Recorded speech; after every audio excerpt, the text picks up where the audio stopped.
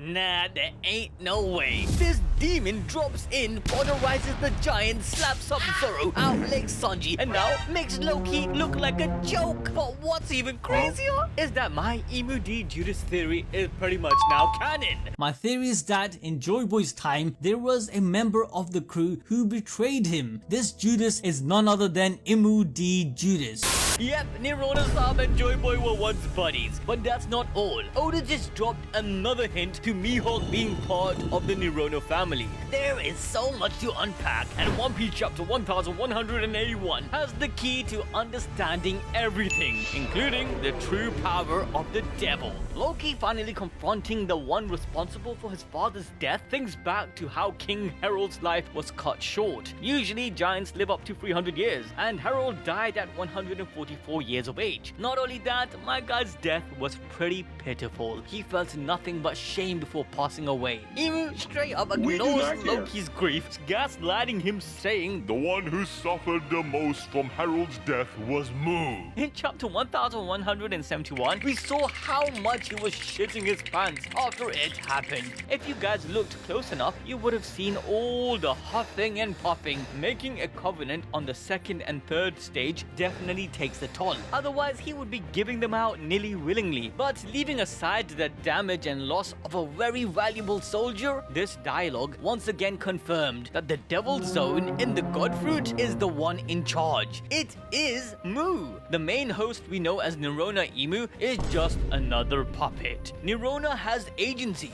but the demon god Mu is the one who is able to jump into his host subjects. When Satan Yahoo took over Gunko, he had already fought Nikke and Niddhogg, yet Nirona comes off ignorant. This oblivious reaction is also later shown when Loki transforms into his dragon Zoan. Why? Well, because Nirona himself is truly seeing everything in Elbaf for the very first time. However, this disrespect pisses off Loki. He thinks back to his daddy's final moment and shouts questioning, what did Mu do to his father that led him to his insanity? Now, we talk a lot about characters who go through absolute hell before they got their moment. And actually, there's a game I've been checking out that also does this really well. It's called Nikke. They're sponsoring this video, but real talk, the reason we took this one is the story they're telling right now. It's a post-apocalyptic shooter RPG. Humanity's been pushed underground, and you're leading a squad fighting to take the surface back. The character designs are also insane, but what surprised me is how much effort they put into the story. Right now, they got their 3.5 anniversary event focused on Annis.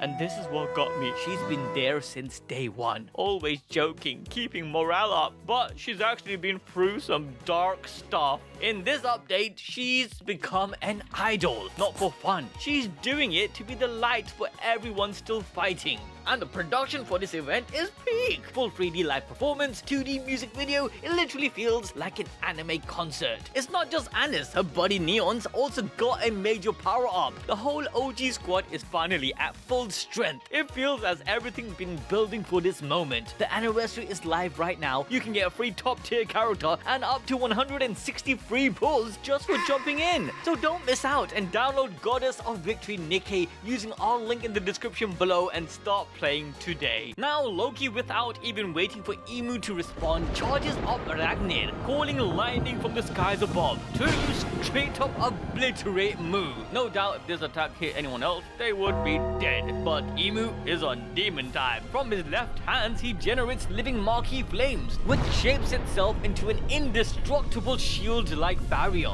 The impact of Loki's hammer to it literally causes an insane shockwave, pushing everything back. The fight between these two is like nuclear bombs flinging at each other. Loki, in awe that his attack was actually tanked, starts questioning what in hell are these black flames that Imu is dishing out. It's here that Satan Yahoo, whilst using his marquee to gigantify, almost the size of Loki, proceeds to aura farm like I've never seen before. Similar to Luffy's God Fruit in Gear 5, the Devil's Fruit can create anything out of marquee that the user imagines. whilst Luffy changes the property of the objects around him into rubber, making it malleable. Imu is able to generate a soul, like fiery substance that he can shape into anything he desires. Satan Yahoo tells Loki that Omen is Mu's military might, explaining its power dwells in all things, very much like Haki. As Rayleigh stated, Haki lies dormant in every creature. As Mu reveals this, his jaggedy spear acts as a medium, with the Maki flames at the end transforming into a giant mace. Loki at first does a pretty good job squaring up, until Imu straight up Mihawks him through the chest. This spear-like weapon is insane. The Maki Omen at the pommel literally can become anything, so in an instant, it turned from a bludgeoning mace to a sharp blade. Imu calls this sword, or the name of attack, Nemesis. This literally means arch enemy, but it has a Greek connotation for the goddess of retribution, justice. And this is another important part, because Nemesis is the daughter of night.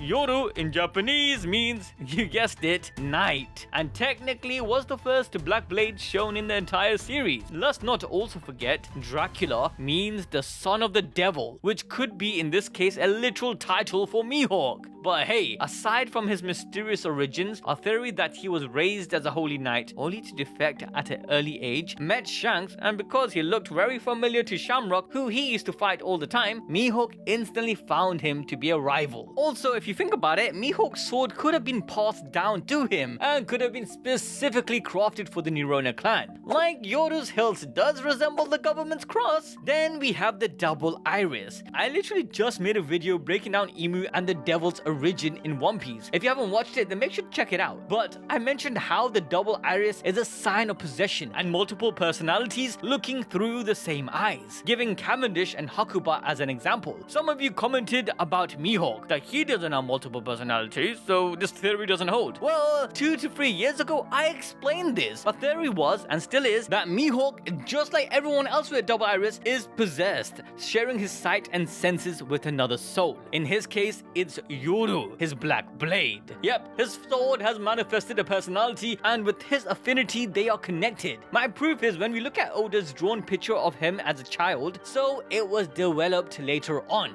Now, I went into this in more detail 2 years ago in this video, so make sure to check it out, where I even explained that Zoro will unlock this power, connecting him to his sword, Wado Ichimonji. But regardless, as Imu obliterates Loki, changing his weapon from a blade to a flail, he casually explains the demonic philosophy that represents his true power, stating people naturally crave strength, which is easily achieved via corruption. It requires one to submit their will to a covenant. When envy drives them, they will achieve power. Imu further wraps this up. Corruption, covenant, and power forms his trinity known as God's dominion. This is the devil's true ability. In essence, Imu says he can corrupt, make contracts, and bestow an insane amount of power in exchange for complete sovereignty and control. Hence, with that in mind, he offers Loki to join his cause and be granted the power of a god. To Loki, even after taking such a beating, he springs right back up and refuses, calling out Satan Yahoo's power for what it is. It's not God's dominion, it's just making a deal with the devil. Imu, however, hits back, questioning, is there really any difference between a god and a devil? This once again parallels the biblical narrative of the devil, as in 2 Corinthians 4:4 is written, Satan is the god of this world, representing the lowly realm of the material, where he then blinds the eyes of the ignorant. This parallels Imu throughout, considering he constantly uses biblical terms like being the true god, the king of the world, living in a holy land, being an ethno-state only for his chosen people, his soldiers being called the god's knights, reminiscent of the Templar Knights, to even calling his test tube Lunarian babies seraphims, again referencing to the angels. And let's not forget, he does have an ophonym behind his back along with the dark angelic wings. All of this proves Imu is the representation of a biblical devil who is masquerading as the false god, who in reality is the corruption and inverse of light, truth, and subjugation. Even Mu's covenant is a distortion of the biblical God, where God made a promise with Noah Noah and humanity in Genesis 9, and later a covenant with Abraham and his lineage. In Mu's perspective, he's granting the humans what they desire. In turn, he receives control and dominion, which I believe fuels his power in some sort of way. However, this exchange is based on manipulation, coercion, and oppression. Mu is trying to force a reality and make a perfect world to his liking. Reflecting back to chapter 1163, when he told Zebek his world is still incomplete. However, this chapter's title is called A God and a Devil, referring to two specific people, Imu and Joy Boy. Because right as Loki shouts that he ain't into being dominated by anyone, Imu yaps on, stating the very world itself rejoices in the state of dominion, whilst thinking back to none other than Joy Boy. And here we finally see a silhouette with the two together. Joy Boy looking like a live-action Luffy, where it seems as though he's telling Imu about his dream, likely his vision of a free world where everyone can live side by side. However, I believe Imu, being his friend, felt that true peace cannot exist, as people will always fight because they have their own desires. The only way the world can exist in harmony is under a rulership, law and order. However, I don't believe this difference is what broke their friendship. In fact, I believe Imu D. Judas was still Joy Boy's close friend and was fond of his ideals, but just not the path. The fact that Satan Yahoo is shouting, "Isn't that right, Joy Boy?" It seems like a cry for acceptance that he was right in the end and Joy Boy was wrong. The real breaking point between the two must have been jealousy. When Imu mentioned each part of his trinity, we see Oda drawing a representation. Corruption in his Domi Reversi is shown by Dori and Broggy. Submitting to a contract to get a desired outcome is a covenant, which is shown by Harold. Then we have Imu speaking about power, where he mentions envy driving it, showing himself. This is more than enough reason to believe the original host, Nerona, was jealous of Joy Boy, either for power or maybe he just wanted to be loved. Loved by others or a specific person. A girl. Lily?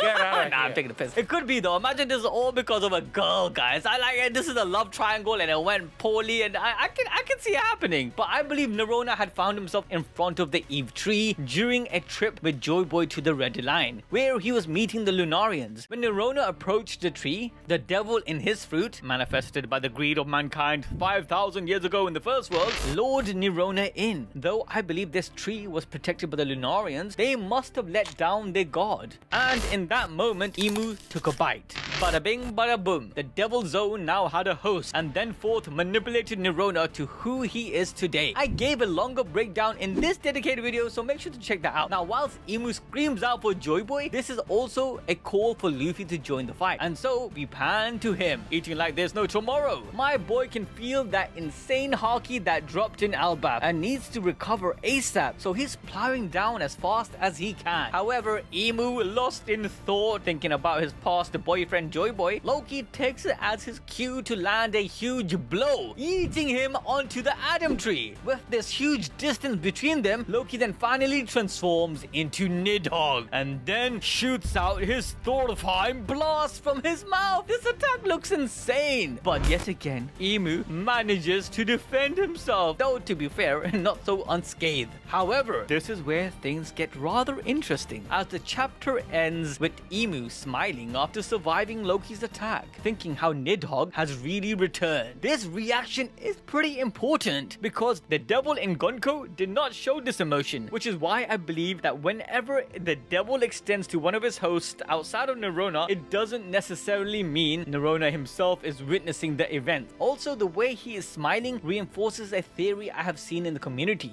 that Niddhogg actually belonged to the devil. However, 900 years ago, Niddhogg was convinced to join Joy Boy's side. In fact, the reason why they called the Celestial Dragons is because of this fact. They were so obsessed with such beings that they ordered Vegapunk to make one. Let me know what you guys think about that in the comment section below. And if you want to watch more peak content where I go over my theory on how the devil in Imu came into existence, then make sure to watch this video next.